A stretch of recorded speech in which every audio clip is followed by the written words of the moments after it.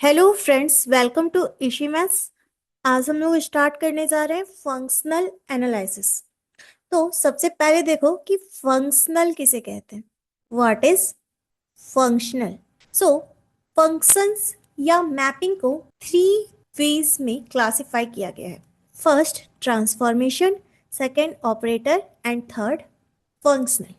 ठीक है, तो देखो अगर हमारे पास let x and y be two non-empty set, then अगर हम फंक्शन ले f x से y के ऊपर, जहां x और y का इक्वल होना जरूरी नहीं है।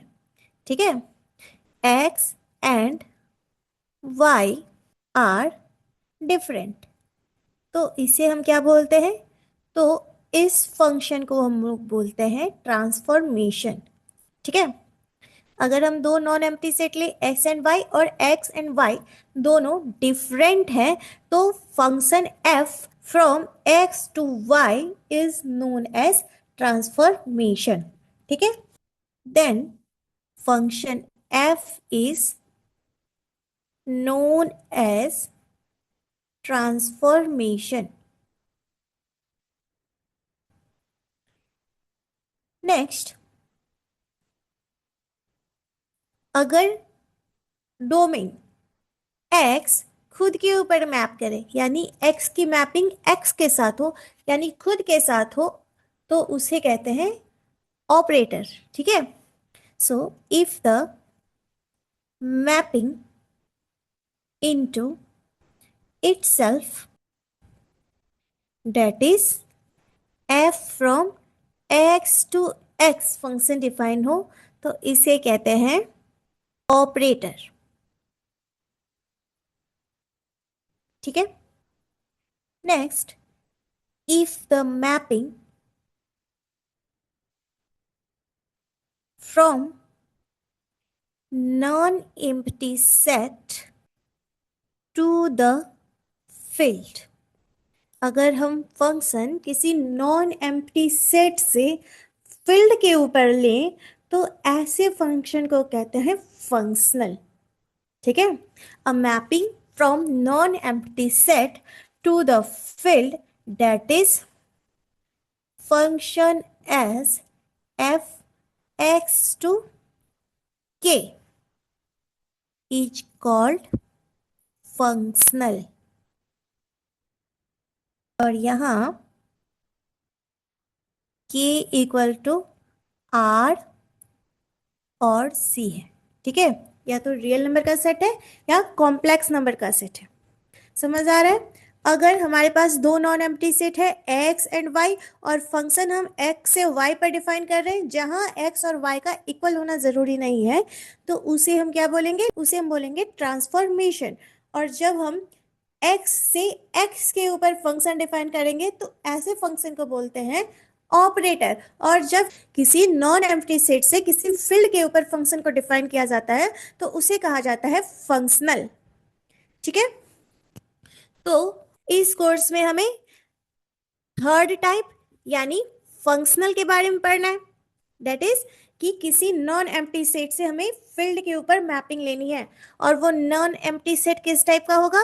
For example, metric, norms, inner product, ETC. ठीक है, इससे हम लोग फील्ड के ऊपर फंक्शन डिफाइन करेंगे। अब देखो, स्पेस किसे कहते हैं? In an empty set with a mathematical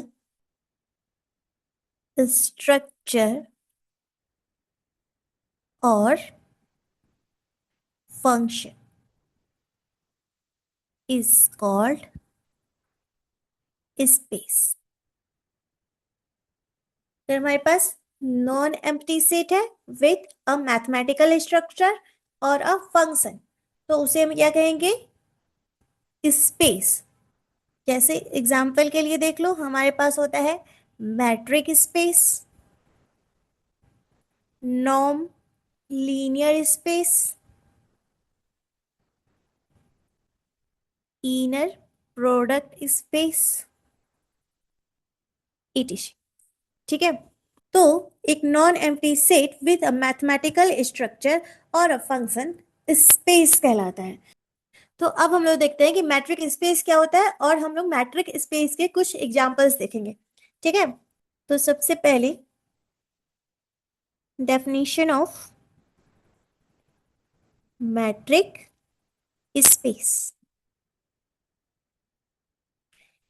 late X be non-empty set। X non-empty set है and a mapping T from X cross X to R is said to be metric और इसे हम लोग distance function भी बोलते हैं, और distance function. ठीक है, if and only if late x be a non empty set, और एक मैपिंग हमने डिफाइन की है डी एक्स क्रॉस एक्स से आर पे। देखो, x cross x non empty set था और वहां से मैपिंग हमने कहा डिफाइन की आर पे, और आर कैसा है, फील्ड है, तो ये क्या है, ये एक फंक्शनल है ना। सो एक्स एक नॉन एम्प्टी सेट है और एक मैपिंग हमने एक्स क्रॉस एक्स से आर पर डिफाइन की, उसे हम मैट्रिक या डिस्टेंस फंक्शन बोलेंगे इफ एंड ओनली इफ ये मैट्रिक चार कंडीशन को सेटिस्फाई करे। ठीक है, तो फर्स्ट कंडीशन है नॉन निगेटिव, क्योंकि डिस्टेंस फंक्शन हम बोल रहे हैं और डी डिस्टेंस को डिनोट कर रहा है, तो डिस्टेंस कभी भी नेगेटिव तो नहीं हो सकती। डिस्टेंस या तो जीरो होगी या पॉजिटिव होगी, यानी डिस्टेंस ऑलवेज नॉन नेगेटिव होती है। So d of x y is always greater equal to zero for all x Y belongs to x. ये दो पॉइंट अगर हम लोग एक्स से ले रहे हैं तो इन दोनों पॉइंट के बीच का जो डिस्टेंस होगा वो या तो जीरो होगा या ग्रेटर देन जीरो होगा, यानी पॉजिटिव होगा for all x Y belongs to x. और इसे क्या बोलते हैं, non negative property, non negative. ठीक है, सेकेंड प्रॉपर्टी होती है D of x Y equal to zero if and only if x equal to y for all x y belongs to x। कि डिस्टेंस x और y का zero होगा अगर x equal to y हो, या फिर अगर x इक्वल टू y है तो डिस्टेंस x ऑफ y का जीरो होगा। ठीक है, ये if and only if result है और इस प्रॉपर्टी को बोलते हैं आइडेंटिटी।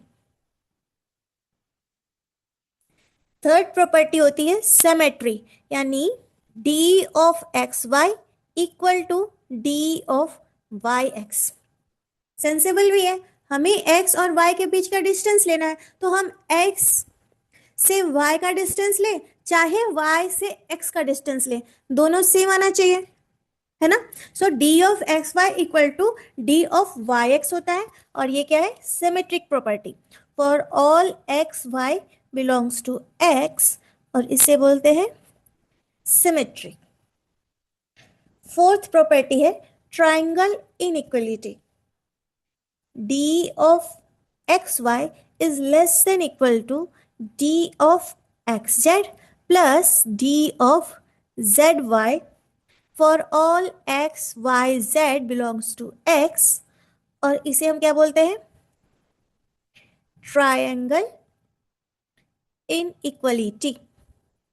यानी दो साइड का सम किसी एक साइड से ऑलवेज बड़ा या बराबर होता है ना, ये है triangle inequality. So if D is a matric, हमने एक स्पेस लिया, एक फंक्शन डिफाइन किया डी एक्स क्रॉस एक्स से आर पे, और वो फंक्शन इन चारों कंडीशन को सेटिस्फाई कर लेता है, तो हम क्या बोलेंगे कि डी हमारा मैट्रिक है। So if D is a matric for x, then the order pair XD is called a metric space. इसे हम क्या बोलेंगे? metric space. And D of XY is called distance between X and Y. ठीक है, ये जो D of XY है इसे हम कहते हैं distance between X and Y. तो हमने देख लिया मैट्रिक स्पेस की डिफिनीशन क्या होती है. 4 कंडीशन सेटिस्फाई करना चाहिए. फर्स्ट कि ऑलवेज ग्रेटर इक्वल टू 0 होना चाहिए. और 0 कब होगा? जब x इक्वल टू वाई होगा. तो distance of x and y equal to 0 होगा. और अगर distance of x and y equal to 0 है तो x इक्वल टू y होगा. If and only if result है. तीसरी प्रॉपर्टी थी कि सिमेट्री होना चाहिए. और चौथा प्रॉपर्टी था कि ट्रायंगल इनइक्वलिटी को सेटिस्फाई करना चाहिए. तो इसका एक एग्जांपल देखते हैं. फर्स्ट एग्जांपल लेते हैं रियल लाइन. ठीक है. सो let R be a set of real number. R be a set of real number and define a function D R cross R to R. ठीक है. नॉन एम्प्टी सेट X की जगह पे हमने क्या ले लिया? R ले लिया. तो D R cross R to R पे हमने फंक्शन डिफाइन किया such that D of x Y equal to mod x minus Y for all x Y belongs to R. तो इस D को कहते हैं usual metric on real line R. Then D is called usual metric on real line R. तो ये एक example हम लोग प्रूव करेंगे कि ये मैट्रिक स्पेस है. बाकी के सारे एग्जांपल्स आप लोग प्रूव करेंगे. ठीक है. So mod of x minus y. तो मॉडुलस लगा है और x और y कहाँ से आ रहे हैं? रियल नंबर से आ रहे हैं. तो चाहे कोई भी x और y लेंगे, मॉडुलस है तो वो ऑलवेज पॉजिटिव हो जाएगा इनका डिफरेंस. तो ये क्या हो जाएगा? Greater equal to 0 for all x Y belongs to R. तो फर्स्ट प्रॉपर्टी तो सेटिस्फाई कर रही है. और इसका मॉडुलस अगर पॉजिटिव है तो यहाँ से हम क्या बोलेंगे कि d of x y is greater equal to 0. So first condition तो सेटिस्फाई कर गई. सेकेंड कंडीशन क्या थी कि अगर d of x Y equal to 0 होगा if and only if x equal to y, है ना. So mod of x minus y equal to 0 if and only if x equal to y. ये भी सही है कि अगर मॉडुलस फंक्शन है तो इसे 0 होना है तो x और y दोनों को 0 होना पड़ेगा. या x इक्वल टू वाई है तो इनका डिफरेंस 0 होगा. तो सेकेंड प्रॉपर्टी भी यहाँ पे सेटिस्फाई कर जाएगी. थर्ड प्रॉपर्टी क्या थी? सिमेट्री. तो x माइनस वाई लिखो चाहे y माइनस एक्स लिखो, दोनों की वैल्यू सेम आने वाली है. मान लो x ले लिया हमने 2 और y हमने ले लिया 3. तो mod of x minus Y क्या हो जाएगा? Mod of 2 minus 3 equal to क्या आ गया? 1. और mod of y minus X क्या होगा? 3 माइनस 2. तो ये भी क्या आ गया? 1. सो ये मॉडुलस में है तो ये दोनों क्या हो जाएंगे? इक्वल. दिस इंप्लाई इसके पास सिमेट्रिक प्रॉपर्टी भी है. So mod of x minus y equal to y minus x for all x Y belongs to r. And fourth property हमें क्या चाहिए? Triangle inequality. So x minus y equal to, इसे हम ऐसे लिख सकते हैं x minus Z plus z minus y. x minus y को हम ऐसे लिख सकते हैं. और हमें क्या पता है? By the property of modulus ये क्या हो जाएगा? ये हो जाएगा less than equal to x minus Z plus mod of Z minus Y for all x y z belongs to r. तो ये ट्रायंगल इनइक्वलिटी को भी फॉलो कर रहा है. This implies R d is metric space. ठीक है, D of x Y equal to mod x minus y, ये एक मैट्रिक स्पेस है। नेक्स्ट एग्जांपल देखो, Euclidean space R n. R n में एलिमेंट्स एन टपल्स में होंगे। So if x equal to x one x two x n and y equal to y one y two y n are 2 points in R n. R N के element है, तो ये तो are N का एक element है और ये दूसरा एलिमेंट है, right. Then d of R n cross R n to R, R field है तो ये फंक्शनल हो गया as d of x y. हमने फंक्शन कैसे डिफाइन किया है, D of x Y equal to mod of x one minus y one plus x two minus y two plus x n minus y one. Then the ordered pair R and D is metric space. So D of xy, x1 minus y1, x2 minus y2 and xn minus yn, ये भी matric space बन जाता है। देखो जैसे हमने पहले वाले में सिर्फ एक x1 माइनस y1 के लिए प्रूफ किया था कि ये मैट्रिक स्पेस है, तो सेम काम यहाँ पे भी तो हो जाएगा अलग अलग के लिए। तो एक के लिए सेटिस्फाई किया, फिर इसके लिए सेटिस्फाई करेगा, फिर इसके लिए सेटिस्फाई करेगा, तो टोटल ये भी मैट्रिक स्पेस बन जाएगा। थर्ड देखो, डिस्क्रीट मैट्रिक स्पेस। हम लोग बस थोड़ा बहुत मैट्रिक स्पेस पढ़ रहे हैं जो कि फंक्शनल एनालिसिस में हम लोगों को काम आएगी, ठीक है। हम लोग पूरी डिटेल मैट्रिक स्पेस नहीं पढ़ रहे हैं, इसीलिए मैं सबका प्रूफ नहीं करवा रही हूँ। नेक्स्ट देखो, discrete metric space. Let X be a non-empty set and the mapping D x cross x to R। x non empty set है और यहां से हमने मैपिंग ले ली x क्रॉस x से R पे, तो यहाँ पे डिस्टेंस फंक्शन डिफाइन है d of x Y equal to 0 if x equal to y and 1 if x is not equal to y। अभी हम लोग टोपोलॉजी पढ़ के आए हैं और डिटेल में हमने डिस्क्रीट टोपोलॉजी पढ़ी है।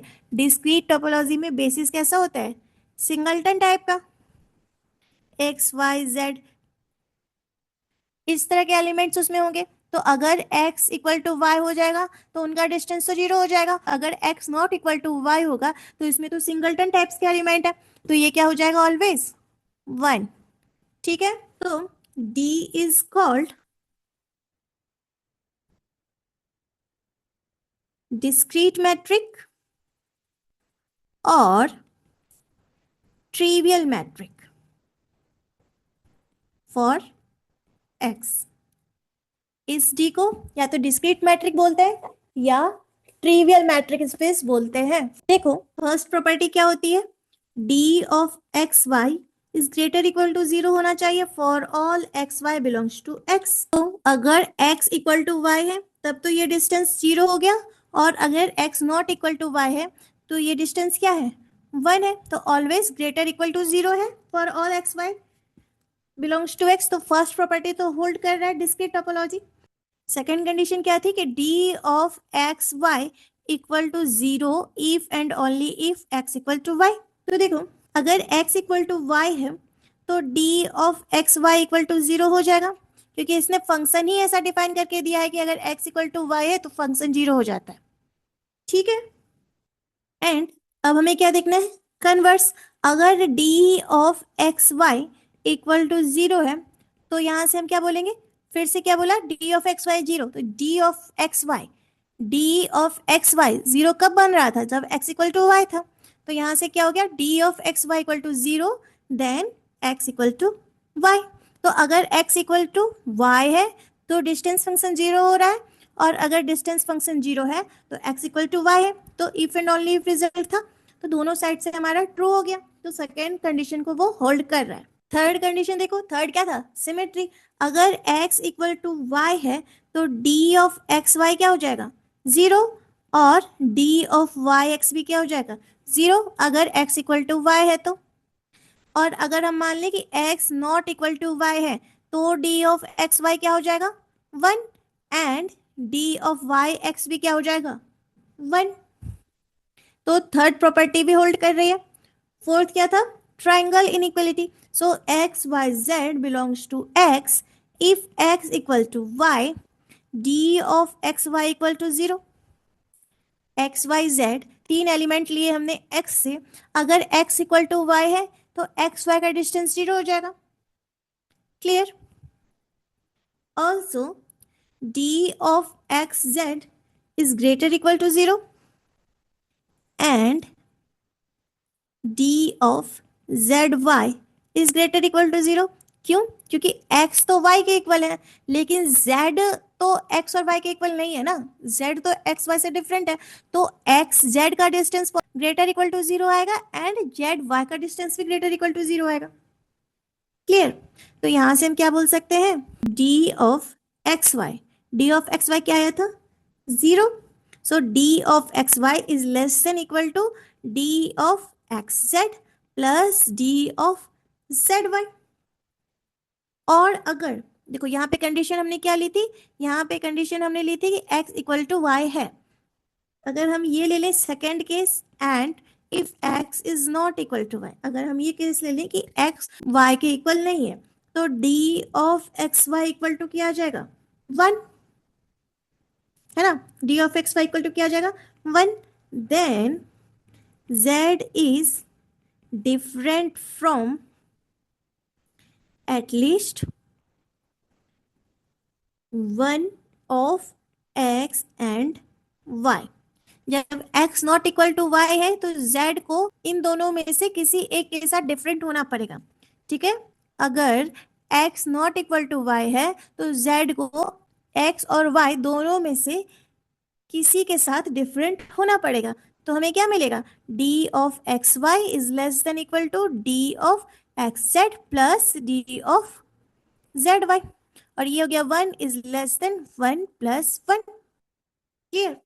तो फोर्थ प्रॉपर्टी भी होल्ड कर जाएगी। तो यहां से हमें क्या पता चला कि ये जो मैट्रिक स्पेस हमने डिफाइन किया था, d of x Y equal to 0 when x equal to y and 1 when x not equal to y is a metric space। ये एक मैट्रिक स्पेस है। क्लियर। अब देखो स्यूडो मैट्रिक, और इसे सेमी मैट्रिक भी कहते हैं, सेमी मैट्रिक। ठीक है, स्यूडो मैट्रिक या सेमी मैट्रिक। देखो इसका डेफिनेशन क्या है, pseudo metric as it is 1, 3 and 4th property को होल्ड करता है। ठीक है, फर्स्ट प्रॉपर्टी क्या थी, non negativity, symmetry and triangle inequality को होल्ड करता है। बस सेकेंड प्रॉपर्टी में इसमें गड़बड़ हो जाती है, तो ये मैट्रिक स्पेस से अलग हो जाता है। ठीक है, तो देखो इसका definition, let x be a non empty set, a mapping D x cross x to R is called a pseudometric. Pseudometric for x if and only if D satisfy the axiom first, third and fourth। First, third and fourth को तो satisfy करे। जो matric space में first, third, fourth property थी वो pseudo metric में भी as it is रहेगी। ठीक है, of definition of metric space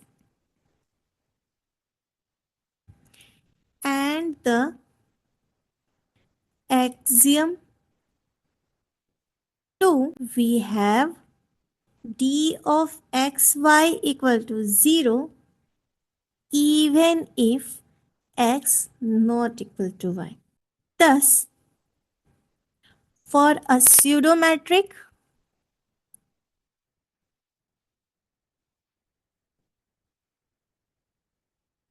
we may have x equal to y. This imply d of xy equal to 0, but not conversely. क्या बोल रहा है ये? मैट्रिक स्पेस की जो डिफिनीशन थी, सेम डिफिनीशन यहाँ पे भी रहेगी कि अगर x मेरा नॉन एम्प्टी सेट है तो हम मैपिंग ले रहे हैं D से x cross x to R तक, और उसे हम स्यूडो मैट्रिक कहेंगे x पे इफ एंड ओनली इफ ये first, third and fourth axiom को सेटिस्फाई करे, यानी कि नॉन निगेटिव हो, सिमेट्रिक हो एंड ट्रायंगल इनइक्वलिटी को होल्ड करे। इन तीन प्रॉपर्टी को ये होल्ड करे, first, third and fourth of definition of metric space. And axiom 2 क्या था? एक्सियम 2 था कि d of x Y equal to 0 if and only if x equal to y. So pseudo metric में second axiom के लिए d of x Y equal to 0 हो सकता है जब x not equal to y हो तो भी। समझ आया? मैट्रिक स्पेस में सेकेंड कंडीशन क्या थी कि d ऑफ एक्स वाई को, डिस्टेंस ऑफ एक्स वाई को हम 0 बोलेंगे तभी जब x इक्वल टू y हो, और ये if and only if result था कि distance of x Y equal to 0 if and only if x equal to y। But pseudo metric में ऐसा नहीं है, इनका डिस्टेंस 0 हो सकता है बिना x इक्वल टू y हुए भी।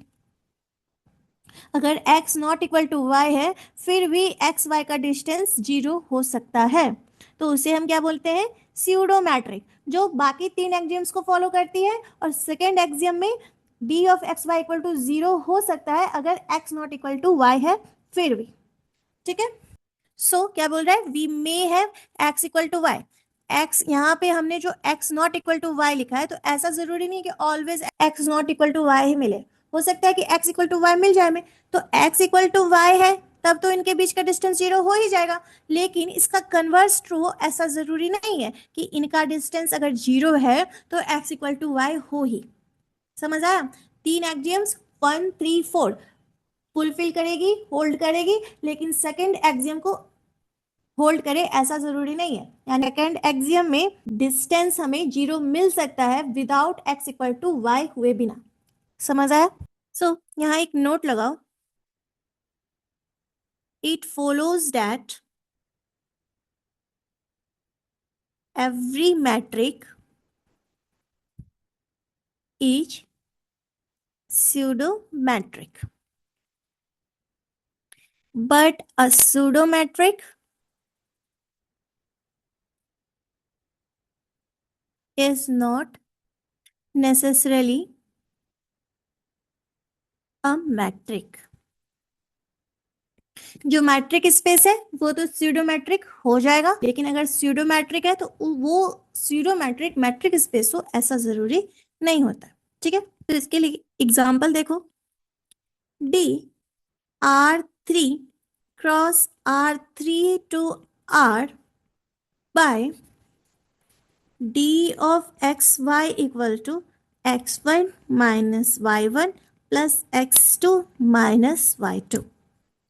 देखो R3 से फंक्शन हमने लिया तो इसमें 3 टपल्स आएंगे, लेकिन हम सम 2 का ही कर रहे हैं, x1 x2 का। ठीक है? Where x equal to R3 से तो 3 टपल में एलिमेंट होगा, तो वो कैसा होगा? x1 x2 x3 belongs to R3 and y equal to y1 y2 y3 belongs to R3, then D is pseudometric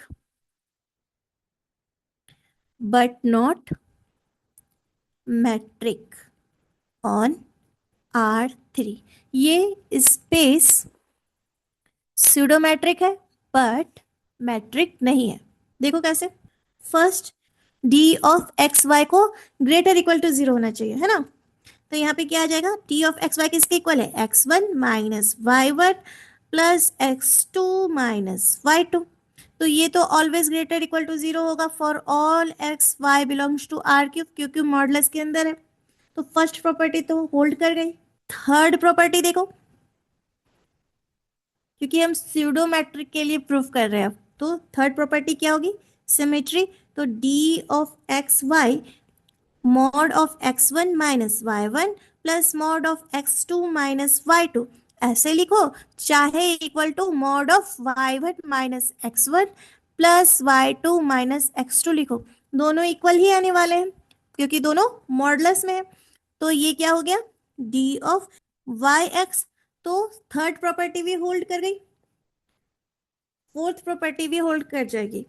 fourth property क्या थी, triangular inequality. So for all x, y, z belongs to R3, we have d of x, y equal to mod of x1 minus y1 plus x2 minus y2 is less than equal to x1 minus z1 plus z1 minus y1 plus x2 minus z2 plus z2 minus y2. So triangular inequality भी hold कर रही है। This imply यहाँ पे क्या मिल गया हमें कि d of x y d of x z plus d of z y है, where z equal to z one z two z three. ठीक है, तो फर्स्ट थर्ड एंड फोर्थ में तो कोई प्रॉब्लम नहीं है। अब देखो सेकेंड प्रॉपर्टी, तो ये जो सेकेंड प्रॉपर्टी है ये फेल कर जाएगी। If x equal to y, then x1 equal to y1, x2 equal to y2 and x3 equal to y3 होना चाहिए, तभी हम कहेंगे कि x equal to y है ना। तो अगर x equal to y है तब तो d of xy equal to 0 हो रहा है, क्योंकि x1 इक्वल है y1 के, तो इनको आपस में सब्ट्रैक्ट करोगे तो 0 होगा, x2 माइनस y2 करोगे तो 0 हो जाएगा, तो d ऑफ xy 0 हो जाएगा। अगर x इक्वल टू वाई है तब तो इनका डिस्टेंस 0 हो जाएगा, कोई प्रॉब्लम नहीं है। अब प्रॉब्लम कहाँ है, इसके कन्वर्स में। फॉर कन्वर्स, कन्वर्स क्या होगा कि अगर d of x Y equal to 0 है तो यहां से हम ये इंप्लाई कर सकते हैं कि x इक्वल टू वाई भी होगा। We consider d of x Y equal to 0, not always x equal to y. x and y का डिस्टेंस 0 हो रहा है जबकि x not equal to y है। देखो एक example, let x equal to हम ले लें 1 2 3 एंड y हम ले लें 1 2 5। तो ये R3 का एक नंबर है और ये R3 का दूसरा नंबर है ना, ये दोनों नंबर डिफरेंट है।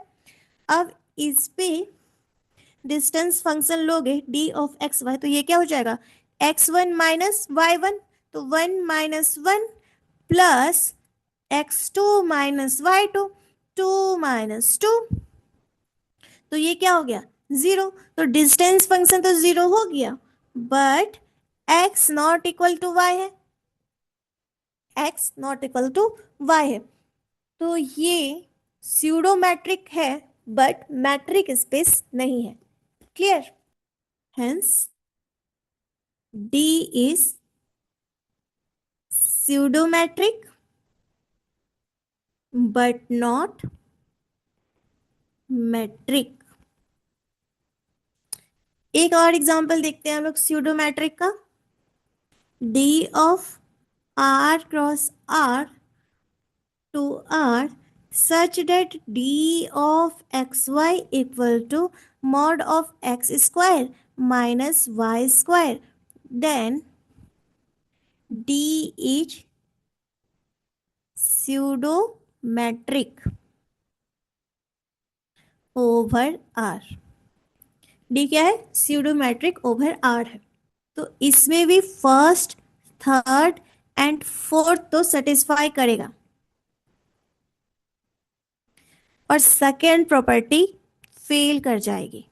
ठीक है, if x equal to y हुआ तब तो d of x Y equal to zero हो जाएगा, क्योंकि x y के इक्वल है, तो x square minus x square zero हो जाएगा। But x not equal to y है, फिर भी D of x y zero हो सकता है। देख लो एग्जाम्पल के लिए, अगर हम x को 1 ले ले और y को -1 ले ले, तो x not equal to y है। लेकिन जब मॉडुलस करोगे तो x का स्क्वायर, 1 का स्क्वायर 1 होगा, माइनस माइनस 1 का स्क्वायर, ये क्या हो जाएगा, 1 माइनस 1 इक्वल टू जीरो। तो d of x y zero हो गया जब x not equal to y भी है ना। Distance of x y zero हो गया, पर x और y इक्वल नहीं थे। This imply d is pseudometric but not metric। Clear, metric space की डेफिनेशन एंड स्यूडोमेट्रिक, ये दो टर्म समझ में आ गए आप लोग को। अब नेक्स्ट देखो, यंग्स इनइक्वलिटी।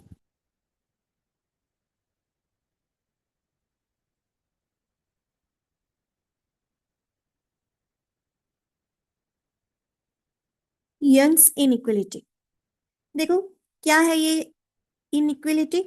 इफ अल्फा 0 1 के बीच बिलोंग कर रहा है, ठीक है, अल्फा 0 1 के बीच बिलोंग कर रहा है, and a greater equal to zero है, बी भी ग्रेटर इक्वल टू जीरो है, then a alpha b 1 minus alpha less than equal होगा a alpha plus 1 minus alpha b के। ठीक है, क्या कह रही है यंग्स इनइक्वालिटी, कि अगर अल्फा मेरा ओपन इंटरवल 0 1 से बिलोंग कर रहा है, a greater equal to zero है, b greater equal to zero है, तो a to the power alpha b to the power 1 minus alpha is less than equal हो जाएगा a alpha plus 1 minus alpha b के। ठीक है, चलो इसको प्रूफ करते हैं। फर्स्ट लेते हैं केस 1, कि अगर ए इक्वल टू बी है, केस 1 क्या है, a equal to b, then proof is trivial. देख लो, ए इक्वल टू बी है, तो यहां से क्या हो जाएगा, ए अल्फा, और बी की जगह पे हम ए रख सकते हैं, तो ये क्या हो जाएगा, alpha plus 1 minus alpha is less than equal to a alpha plus a minus a alpha. तो ये दोनों कैंसिल हो जाएंगे, यहाँ से अल्फा अल्फा कैंसिल हो जाएगा, तो क्या बचेगा, a is less than equal to a. तो ये प्रूफ तो ट्रिवियल है। केस 2 में ले लेते हैं, या तो ए जीरो है या बी जीरो है। Again the proof is trivial, क्योंकि या तो ए जीरो है या बी जीरो है, तो इधर तो ए एंड बी के मल्टीप्लीकेशन में है, तो ये वाला पूरा पोर्शन तो क्या हो जाएगा, क्या था हमारा Young's inequality, a to the power alpha b to the power 1 minus alpha is less than equal to a alpha b, ये था। तो क्या बोल रहा है कि a इक्वल टू जीरो है या b इक्वल टू जीरो है, तो a या b में से कोई भी अगर जीरो हो गया तो लेफ्ट हैंड साइड तो जीरो हो जाएगा, so zero is less then, मान लेते हैं a इक्वल टू जीरो है। ठीक है, तो यहाँ से क्या हो जाएगा, ये जीरो, तो यहाँ से क्या हो जाएगा 1 माइनस अल्फा बी, और अल्फा तो 1 से छोटा है, तो ये तो कोई पॉजिटिव वैल्यू होगी, और b कुछ होगा, b भी पॉजिटिव, b अगर जीरो नहीं है तो b पॉजिटिव होगा, तो जीरो तो always less than equal to होगा ना किसी पॉजिटिव वैल्यू से। So this is so obvious. अब देखो केस 3, केस 3 लेते हैं कि b a से बड़ा है और a 0 से बड़ा है, यानी b is greater than a and a is greater than 0। ठीक है, अब हमें प्रूव करना है Young's inequality. Let us define a function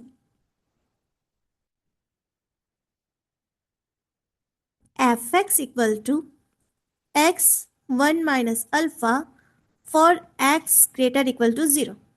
ठीक है, x एक नॉन नेगेटिव फंक्शन है और हमने फंक्शन ले लिया x to the power 1 minus alpha, और अल्फा 1 से छोटा है, अल्फा 0 1 से बिलोंग कर रहा है। ठीक है, this imply fx satisfies all the condition of Lagrange's mean value theorem for x is lying between a and b, and we can find, देखो x a और b के बीच कहीं लाई कर रहा है तो F x mean value theorem को satisfy करेगा, और मीन वैल्यू थ्योरम को सेटिस्फाई करेगा तो हमें एक पॉइंट मिलेगा जाई जो ए और बी के बीच में लाई करेगा। We can find a point xi lying between a and b such that, देखो क्या होता है mean value theorem, f of b minus f of a equal to b minus a f dash xi, यही होता है mean value theorem. तो function हमने कैसे डिफाइन किया है, x to the power 1 minus alpha, तो एफ ऑफ बी क्या हो जाएगा, b to the power 1 minus alpha minus f of a क्या हो जाएगा, a to the power 1 minus alpha equal to b minus a, और यहाँ पे क्या बोला है एफ डैश जाए, तो एफ एक्स क्या था x to the power 1 minus alpha, तो एफ डैश एक्स क्या हो जाएगा 1 minus alpha x 1 minus alpha minus 1, और यहां से क्या मिलेगा हमको 1 minus alpha x to the power minus alpha. So यहाँ पे क्या है एफ डैश जाए, ये किसके इक्वल हो जाएगा 1 minus alpha xi to the power minus alpha के, by Lagrange's mean value theorem। Since a less than xi है, क्योंकि जाए देखो ए से बड़ा है ना, जाई ए और बी के बीच लाई कर रहा है तो ए जाई से लेस देन है, this imply 1 by a greater हो जाएगा 1 बाय जाई से, क्लियर। और यहां से हम ये बोल सकते हैं कि 1 बाय जाई अल्फा लेस देन हो जाएगा 1 बाय ए अल्फा से, क्योंकि अल्फा 0 1 से बिलोंग कर रहा है तो अल्फा ए की वैल्यू को कम कर देगा। सो 1 बाय जाई अल्फा लेस हो गया 1 बाय ए अल्फा के, तो 1 बाय जाई अल्फा की जगह पे हम ए अल्फा सब्स्टिट्यूट कर सकते हैं, तो यहां से क्या आ गया b 1 minus alpha minus a 1 minus alpha is less than equal to, क्योंकि 1 बाय जाई अल्फा लेस देन है 1 बाय ए अल्फा से, तो यहाँ पे क्या इनइक्वलिटी लगेगी is less than equal to b minus a 1 minus alpha a to the power minus alpha. ठीक है, अब इस a to the power minus alpha को लेफ्ट साइड लाएंगे तो क्या बनेगा a to the power alpha b to the power 1 minus alpha minus यहाँ पे क्या ऐड हो जाएगा प्लस अल्फा, और ये कैंसिल होके सिर्फ ए बचेगा, है ना। तो यहां से क्या बचा minus a less than equal to b minus a 1 minus alpha, a alpha b 1 minus alpha minus a is less than equal to, इनको मल्टीप्लाई करेंगे तो क्या मिलेगा b minus a minus b alpha plus a alpha, और यहां देखो इधर minus ए इधर माइनस ए, ये दोनों कैंसिल हो गए, तो क्या बचा, this imply a alpha b one minus alpha is less than equal to a alpha, और यहाँ से b है और b माइनस बी अल्फा है, तो b कॉमन ले सकते हैं, तो क्या बचेगा, plus b one minus alpha. इसे मानो इक्वेशन 1। तो यही तो थी हमारी यंग्स इनइक्वलिटी। क्लियर। अब नोट लिखो। Note, if alpha equal to 1/p, alpha को हम 1/p ले लें क्योंकि अल्फा 0 1 से बिलोंग कर रहा था ना, तो कुछ 1/p टाइप का नंबर ही होगा। तो हमने मान लिया कि अल्फा 1/p है, and q defined by 1/p plus 1/q equal to 1। q को हमने कैसे डिफाइन कर लिया, 1/p प्लस 1/q का सम 1 आना चाहिए। तो यहां से 1/q क्या हो जाएगा, 1 माइनस 1/p। ठीक है। तो अब इस अल्फा की वैल्यू को यंग्स इनइक्वलिटी में रखेंगे तो हमें क्या मिलेगा, अल्फा की वैल्यू क्या है, 1/p, तो यहां से क्या हो जाएगा, a to the power 1/p, b to the power 1 minus alpha, यानी 1 minus 1/p is less than equal to a alpha, यानी a/p plus b 1 minus 1/p, ये हो जाएगा। और ये क्या हो गया, a 1/p, 1 माइनस 1/p की वैल्यू क्या है, 1/q, तो b to the power 1/q is less than equal to a/p plus b/q। ये हो गया इक्वेशन सेकंड। तो किसी भी फॉर्म में हमें ये इनइक्वलिटी दिख सकती है, a to the power alpha b to the power 1 minus alpha is less than equal to a alpha plus b 1 minus alpha. ये एक फॉर्म है यंग्स इनइक्वलिटी का, ये सेकंड फॉर्म है यंग्स इनइक्वलिटी का। इस फॉर्म में भी दिख जाए तो हमें समझ जाना है कि ये यंग्स इनइक्वलिटी है कि a to the power 1/p b to the power 1/q is less than equal to a/p plus b/q। ठीक है। तो ये सेकेंड फॉर्म है इसका। नेक्स्ट नोट लगाओ, if a equal to y to the power p and b equal to z to the power q, then हमें इस form में भी यंग्स इनइक्वलिटी दिख सकती है। ठीक है। So from two a to the power 1/p था, तो a किसके इक्वल हो गया, y to the power p के, तो a की जगह रखोगे y to the power p का पावर 1/p, p कैंसिल हो जाएगा तो क्या बचेगा, सिर्फ y। सिमिलरली b की जगह क्या रखना है, z का पावर q का पावर 1/q, तो q cancel is less than equal to y to the power p/p plus z to the power q/q। तो यहां से हमें थर्ड फॉर्म क्या मिला, yz is less than equal to y to the power p by p plus z to the power q by q। समझ आ गया। तो इन तीनों में से कोई भी फॉर्म में हमें यंग्स इनइक्वलिटी दिख सकती है। First, a to the power alpha b to the power 1 minus alpha is less than equal to a alpha plus b 1 minus alpha, जहां अल्फा लाई कर रहा है 0 1 से। ठीक है। हमें इस फॉर्म में भी मिल सकती है कि a to the power 1/p b to the power 1/q is less than equal to a/p plus b/q। और हमें इस फॉर्म में भी मिल सकता है yz is less than equal to y to the power p/p plus z to the power q/q। ठीक है। तो इसे बोल दो इक्वेशन 3। अब देखो, होल्डर्स इनइक्वलिटी, इसका प्रूफ नहीं करेंगे, अगर किसी को प्रूफ चाहिए होगा तो कमेंट सेक्शन में मेंशन कर देना। ठीक है।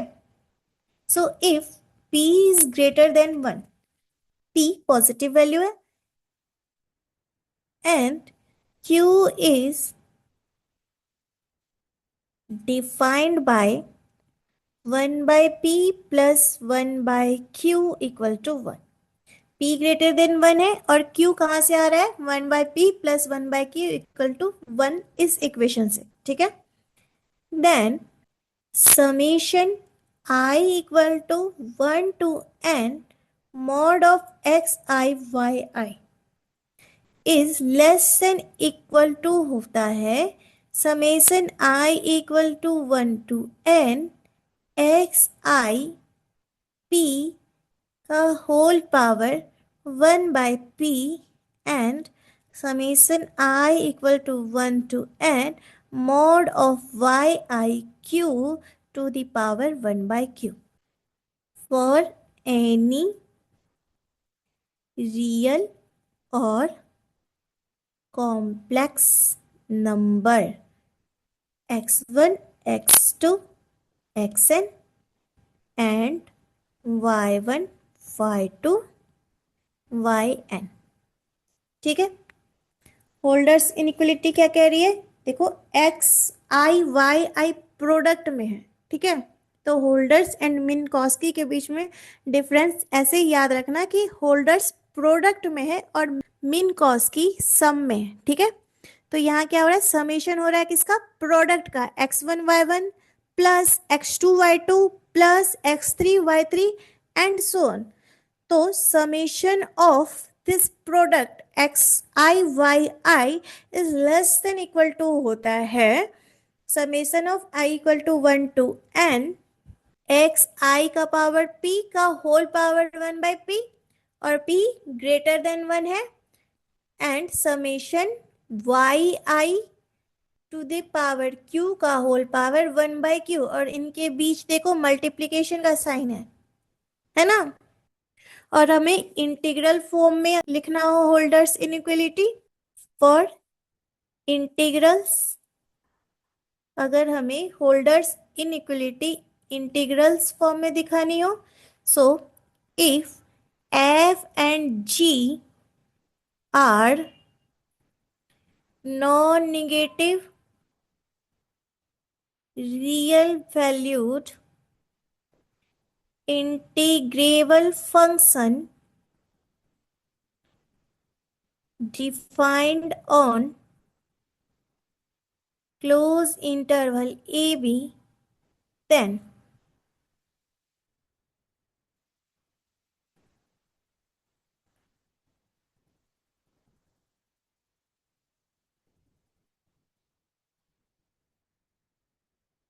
अगर f g non negative real valued integrable function है और क्लोज इंटरवल ए बी पे डिफाइंड है तो ये हो जाएगा integration a to b f into g d x is less than equal to integration a to b f x to the power p dx का whole power 1 by p and integration a to b gx to the power q dx का whole power 1 by q। ठीक है। तो वैसे कैसे याद रखना है इसको? प्रोडक्ट से। नेक्स्ट देखो Cauchy Schwarz inequality.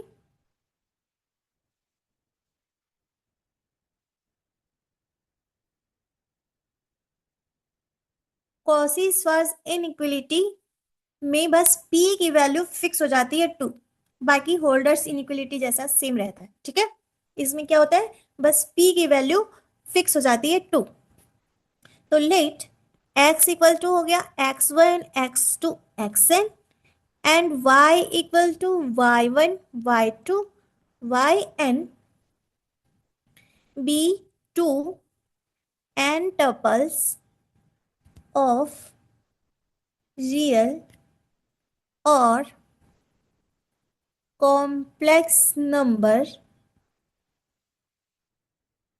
then for p equal to q equal to 2, जब p फिक्स करोगे 2 पे तो q अपने आप 2 हो जाएगा क्योंकि हमें 1 by p plus 1 by q equal to 1 भी चाहिए, है ना। तो P equal to Q equal to 2 हो गया।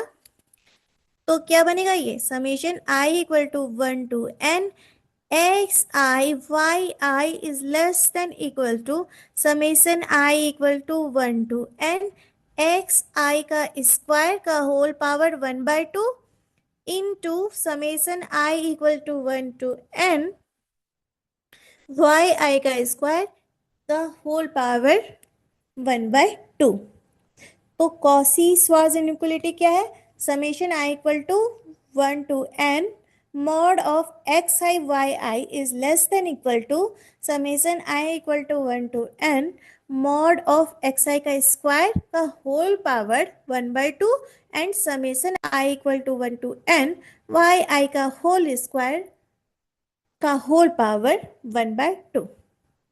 ठीक है, इनके बीच में भी प्रोडक्ट है। अब देखो मिन कॉस की इनइक्वलिटी।